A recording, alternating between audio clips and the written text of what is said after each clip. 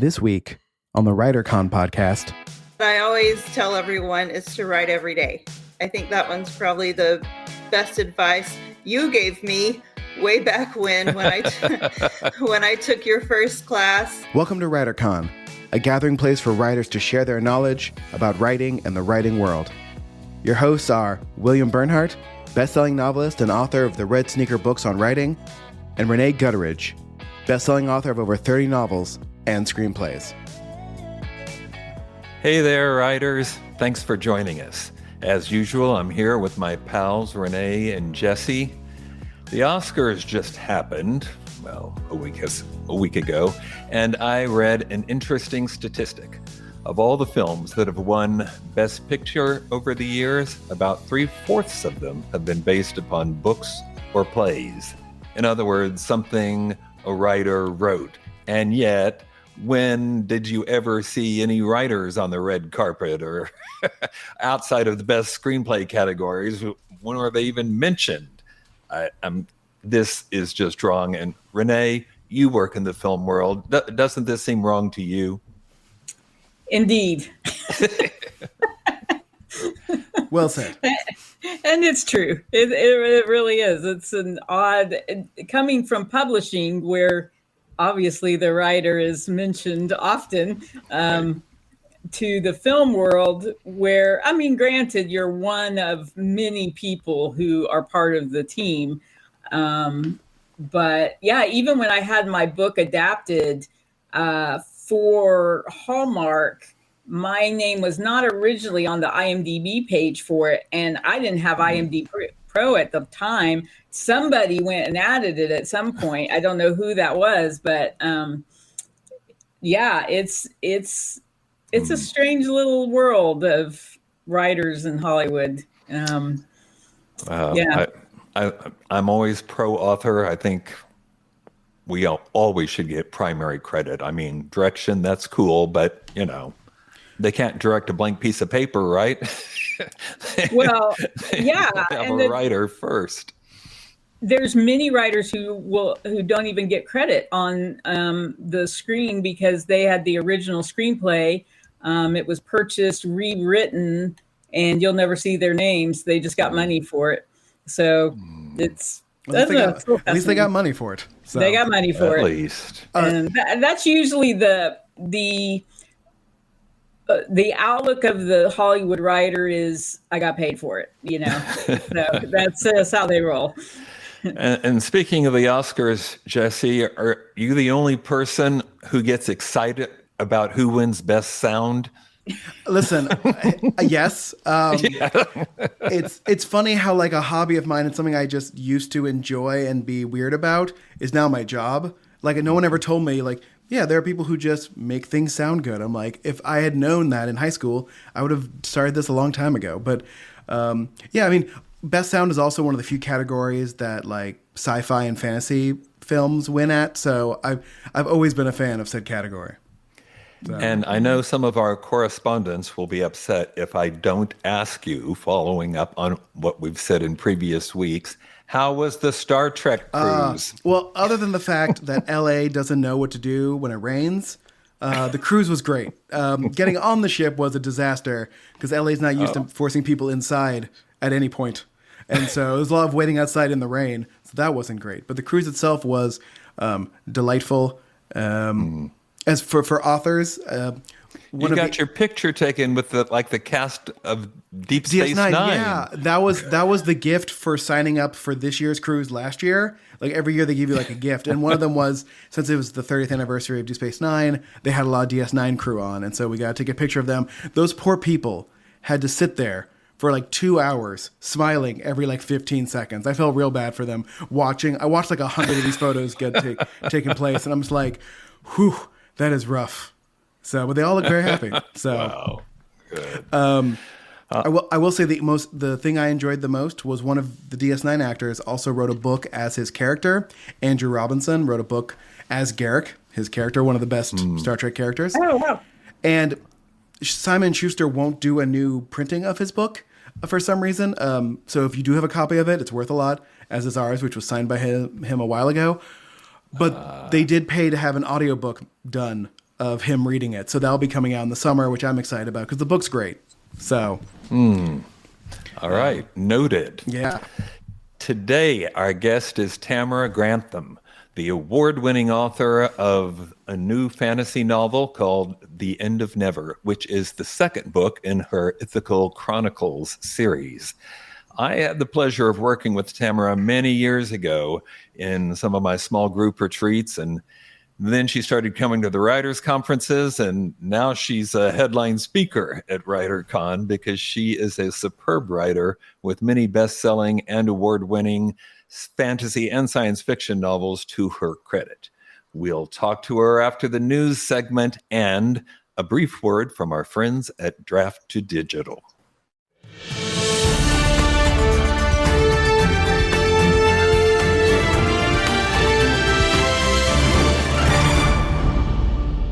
Hi, this is Kevin Tomlinson with Draft to Digital. Ebooks are amazing, but there's just something about having your book in print.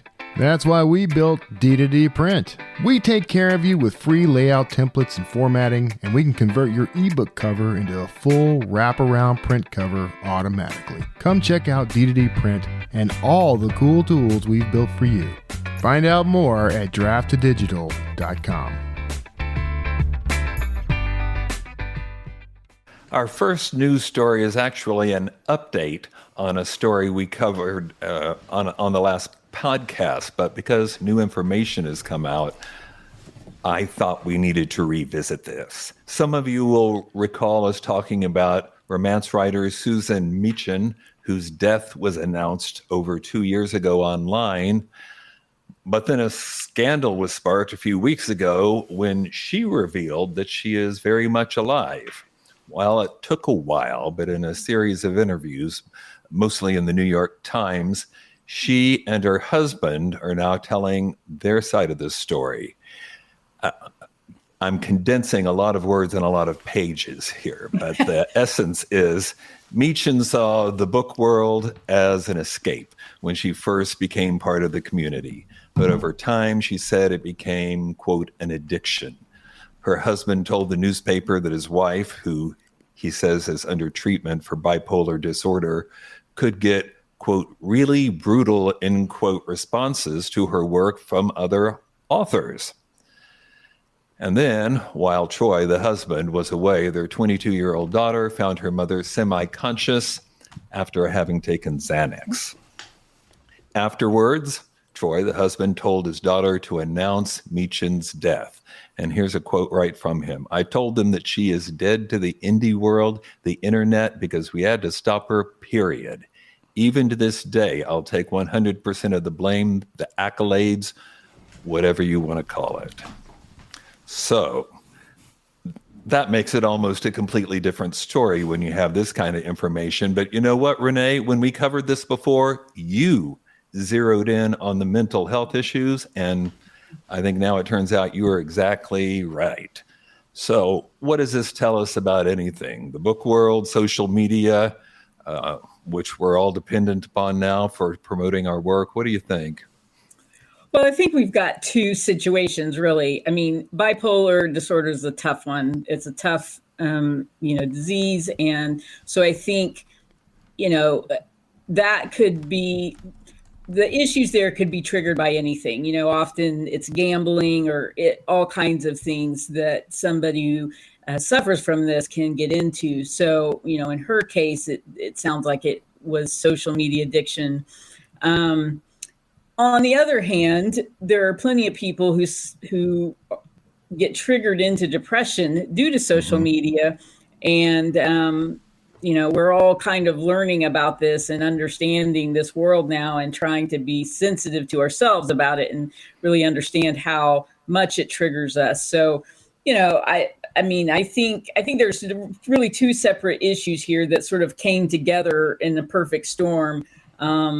It's unclear why there had to be a fake death, I think. But, sometimes when you're in a desperate situation, you have to do a desperate thing to save a loved one. So we're passing no judgment on my end for that. But it's a odd story. You don't read that every day in the headlines for sure. Right. All right. Well, let's move on to news story 2. And I'm just going to say up front, blame Rene. She's the one who brought this to my attention. And it also involves a romance novelist, this one named Felina Hopkins, who is known for her steamy tomes. You may remember a while back, someone was trying to trademark the word cocky.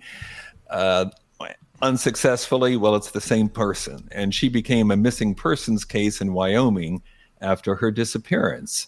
All they knew was that she drove to Wyoming sight unseen. She'd never visited that state before. Nobody knew why she went.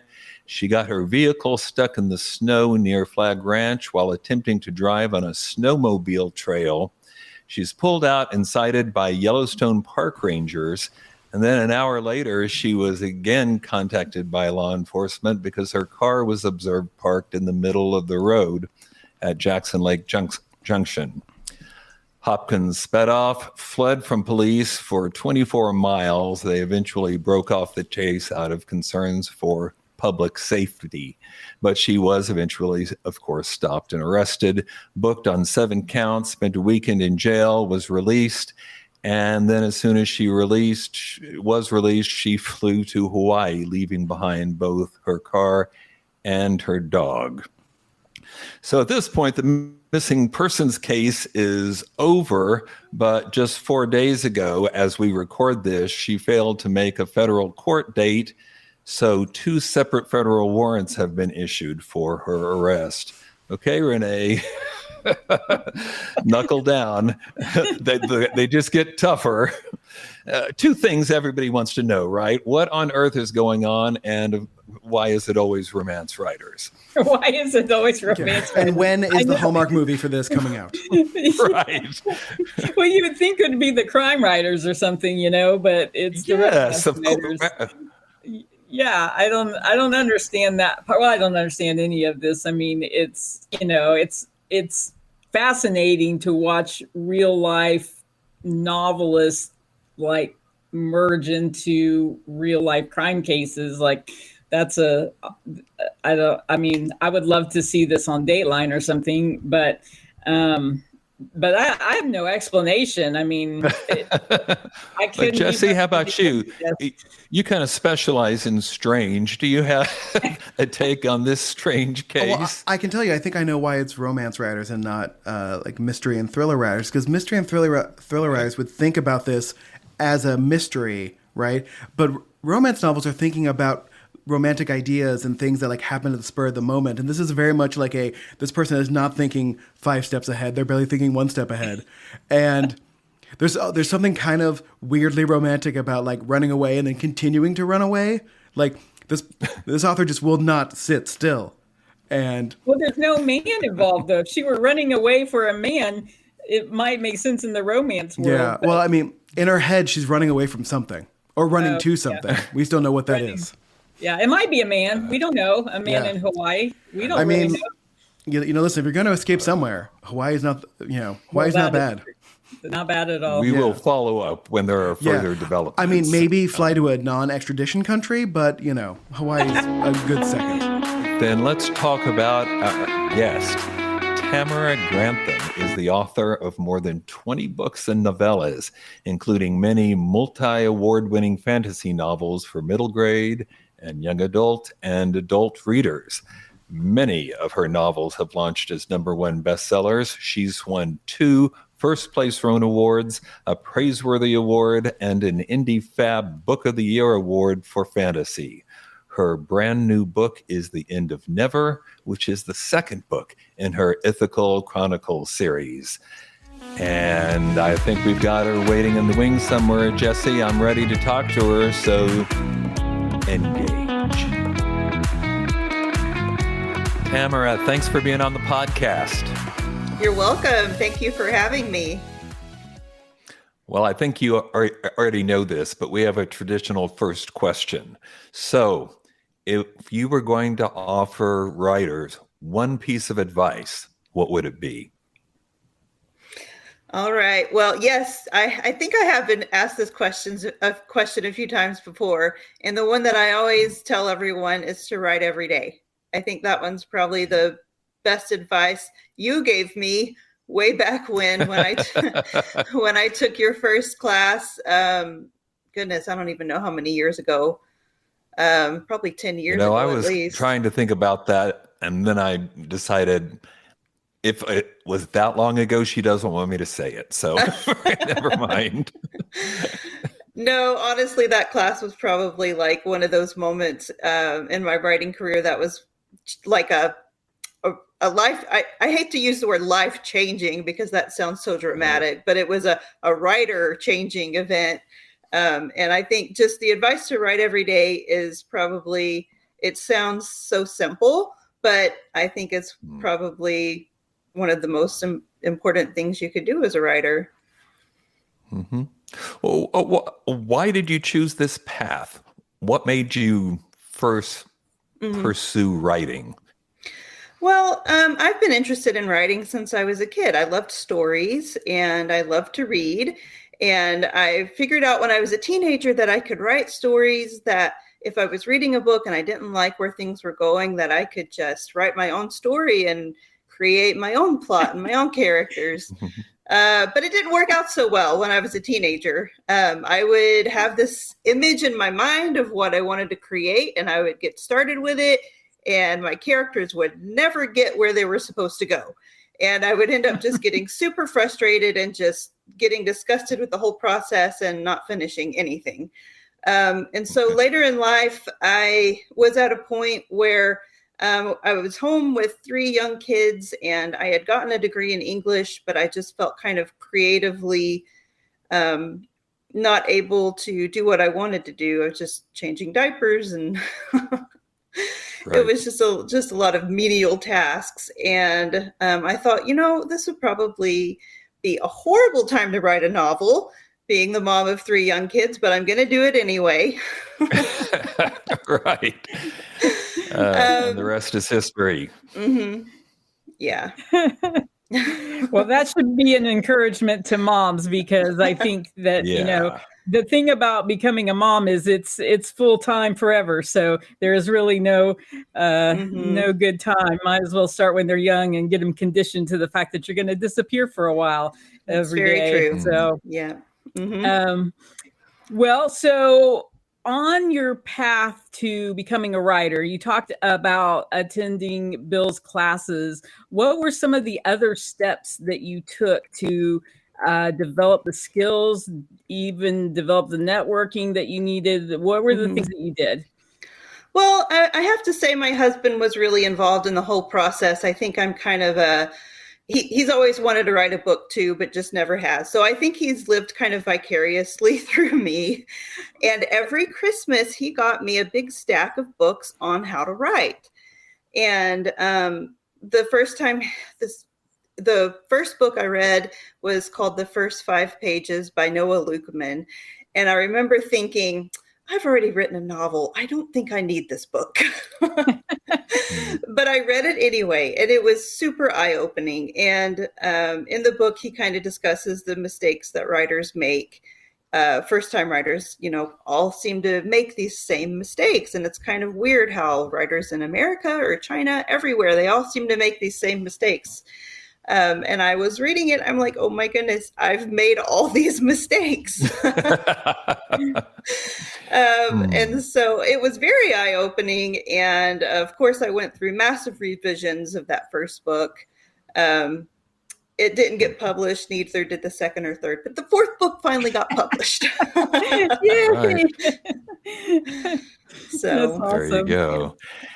And at this point, you have written and published so many that I'm guessing you've settled into some kind of writing process. What does that look like?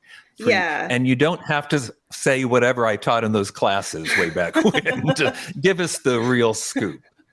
Okay, I definitely have developed kind of my own routine, and this is what works for me. And I've talked to other writers who have totally different routines.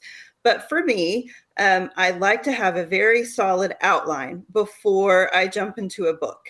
I found that, as I said, when I was a teenager trying to write, never could get anywhere. So when I finally did sit down and think, I'm going to write a book, I said, the first thing I need to do is have a solid outline. I wrote an 11-page outline before I wrote my first book. And that's just been my thing. So every time before I write a book, I have to have at least an 11-page outline typed up. And after I type up my outline, I go and I shut my computer, I go to pen and paper, and I write that same outline out. Not word for word, but if I can remember every single step or everything, every major plot point, if I can remember every major plot point with pen and paper, then I know I've got a solid outline. If I've forgotten something, then I know that there's something in there in that outline that's not working. So, and then fascinating. Wow. Yeah. I've never heard anybody do that, but I can see the brilliance behind it. Yeah, that's just kind of how I've come to write a book, and it's worked really well for me. So, well, you're kind of testing your own story in a sense, and that's okay. Writers who are listening, you might steal that one. That's a pretty good one. For you pantsers, I don't know what you're going to do, but for you outliners, that's a good tip. Yeah. Okay, it's discovery writers. Come on. Oh, is that I know. Or the archeologists. We've got so many new terms these days. I'm showing my age. I like those terms all the time. Well, anyway, yes. So for you discovery writers, we've got to come up with a different brilliant plan. But okay, so you have a new novel. It's called The End of Never, which may I pause here and tell you how much I love that title. That's a really thank you. Yeah, that's nice. That's really nice. So tell us about it. Okay, so this is a sequel to my sci-fi novel, The Seventh Lie. I originally came up with this idea when I was watching one of those top 10 YouTube videos, top 10 weirdest places on Earth. And in the top 10, they talked about this place called Champ Island, which is north of Russia. It's this little island, and it's filled with these geometrically round stones. And scientists have been there. They don't know who made them. There was no signs of civilizations there. And so, of course, my writer brain starts thinking of all the possible ways this could have happened. I didn't want to do aliens, though, because I figured everybody would think, it's got to be aliens. So I wanted to come up with something else. That was kind of the tease, is, maybe it was aliens, but I wanted to do something else. So I kind of confronted that issue in the first book, The Seventh Lie. And then in the sequel, The End of Never, we've found out what's going on the island, and now we're trying to stop world-ending destruction that is going to happen in that book. And it's called The Project. The project name is The End of Never. Basically, it means stopping something that never should have started in the first place. Nice. Yeah, I heard in that description you describe this as being a science fiction novel. I know some of what you've written you consider fantasy. What do you think draws you to these genres? Star Trek. Then you can but Star Trek is one and not the other. Right, that's true. And Star Wars. That's the other. Yes. No, growing up, I'm a huge fantasy nerd. I love to read fantasy books, but I also love Star Trek. I love science fiction also. I think all of my books kind of blur the genre between fantasy and science fiction. If you go back and read my fantasy books, there's a good deal of what you would call science fiction in there. If I have a magic system, it's kind of also loosely based in science. And so the same with these books, with The Seventh Lie and The End of Never. They don't have a magic system per se, but there's definitely elements in there that you might call fantasy, even though I wanted to explain it with technological advancements. And so that's why I classify it as science fiction. Well, okay. So I will confess, I've written in a lot of genres, and there are two genres that I have said to myself and others who care that I will never write, and that is historical, too much research, and fantasy sci-fi, too much world building, and things to keep up with. So what advice would you give to fantasy, let's just say fantasy writers? I mean, it's a tough genre. Like, this is not for the faint of heart. You're right. Yeah. It's so what's your advice? First, I would say you'd have to love it. Like, if you don't love it, then I wouldn't force it, because readers are going to know, if you forced something that you're not really in love with. And I would also say you need to read a lot of fantasy and science fiction. And I think that really helps.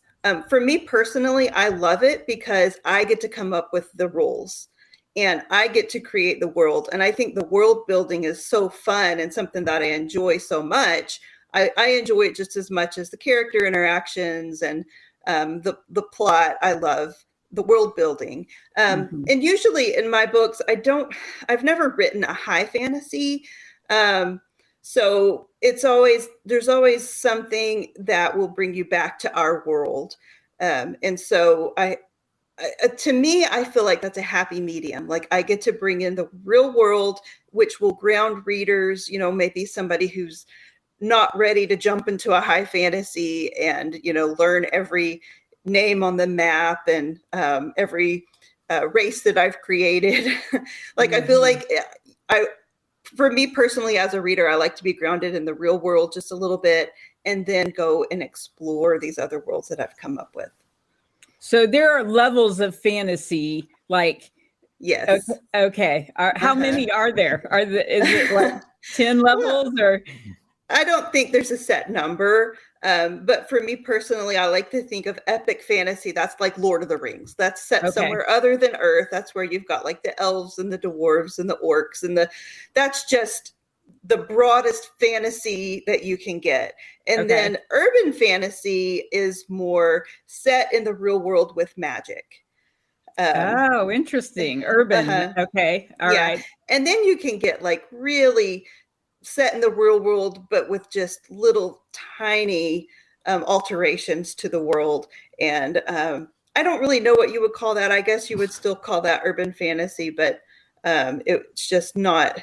It's just a little bit like you just have a little bit of magic in there. So is that magical realism? Yeah, you might call it magical realism. I bet so. Okay. Yeah. Okay. All right. Well, I might dip my toe into magical realism, but that would be a good place to go if you want to write. Yes, that would be a good Tamara, place to start. Can we talk a minute about your characters? Because you've created some of the most original and vivid characters, including series characters in several series that I've ever seen. Where do these characters come from? Well, first of all, thank you. I think that's a really nice compliment. I have to say I recently reread, which is weird for an author to read their own book, but I reread one of my. No, I'm kidding. Is it? I was bored. I had nothing else to do. Well, no, I reread it and I did see a lot of like personality traits from family members and just people that I observe. And I think the characterizations come from questions I have, like trying to figure out, why is this certain family member acting this way?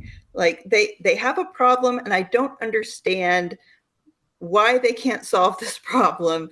And I think I'm just kind of getting into more of the psychology of like, where are you coming from? Where is a character? What drives them to do what they do? I never like to write characters who are all good or all bad. I like to have good characters with flaws, and even my bad characters, I like for them to have some redeeming qualities. And I've always been fascinated with kind of the psychology of how people think, what drives them to do what they do. And I think it's a really great experience for readers to understand. It gives them such a broad view of how people, when they interact with people, like to be more compassionate, to people because you never know where they're coming from, and you never know, like, maybe they were rude to you that day at the store, but maybe their mom died that morning. You just don't know. So I do like to draw a lot on just the characters I find in my own life. That's good. Well, we've already talked about your outlining methods, which I love personally, if I were an outliner. But I'm kind of curious how you organize fantasy. So it's got to take a little bit more than just outlining a plot. Do you have a special way or special program or an app or something you organize everything in? I don't have like a special program. I always just use Microsoft Word. But when I go to outline a book, I have to know, one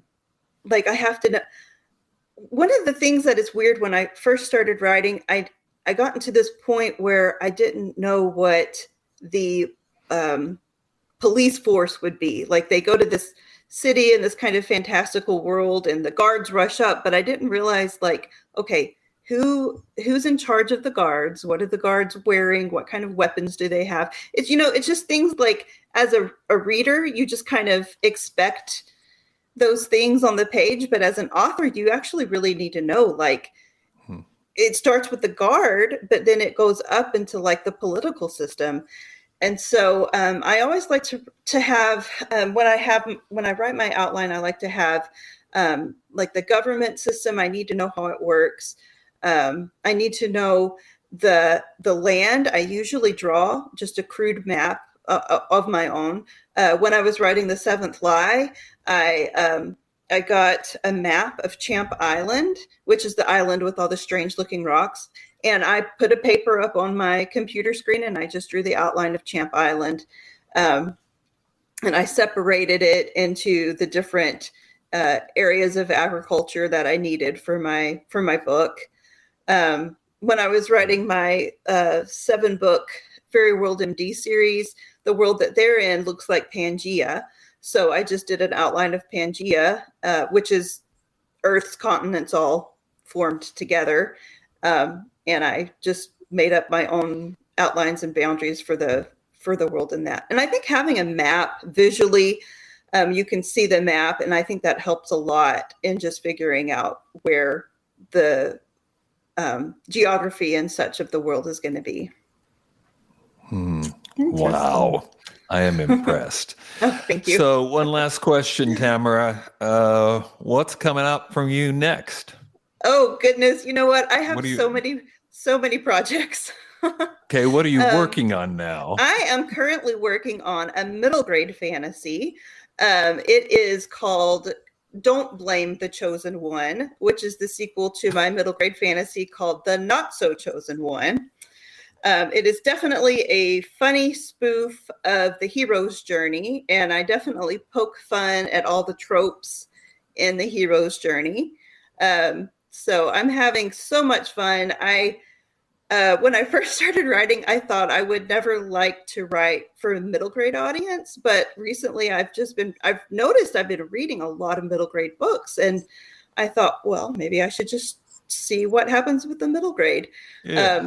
Yeah. So I'm working on that currently. I'm lucky that I was able to go to a writing retreat just this past weekend, and I got 10,000 words at the retreat. So I was glad to get that. Middle grade is fun also because I feel like you can really delve into like how a teenager thinks, which is, I have teenagers, so that's what I really need help with. Tamara, thanks so much for being on the podcast. Come again soon, okay? You're welcome. Thank you for having me. I may have mentioned last time that I have a new novel coming out. Well, it's out. You can get The Florentine Poet anywhere you normally get or order your books. It's a fun and fanciful historical tour of Renaissance Italy. Okay, that's making it sound too much like a college class or something, but it's the story of what one man will do to pursue his passions, which in this case are poetry and true love. So I hope you'll give it a look. We're taking registrations now for the WriterCon small group retreat, which will be July 19th through 23rd at the Stone Castle Convention Center in Branson, Missouri. This is 5 days of, let me tell you, intensive work with a class of no more than 8 people, 8 writers. There's teaching, editing, feedback, mentoring, and, maybe a lot of fun too. Space is obviously limited, so if you're interested, please visit the WriterCon website or email me at willbern@gmail.com. That's WILLBERN@gmail.com. All right. Don't forget, my pal Rene Gutteridge is also busy writing, just finished a film. And Rene, what are you going to do next? Well, I'm in the middle of a book right now that, a nonfiction book. It's really interesting. I'm actually excited to start talking about it, but I can't talk about it yet. So. Oh, okay. Next time. Yeah. All right, everybody. Until next time, keep writing. And remember, you cannot fail if you refuse to quit. See you next time.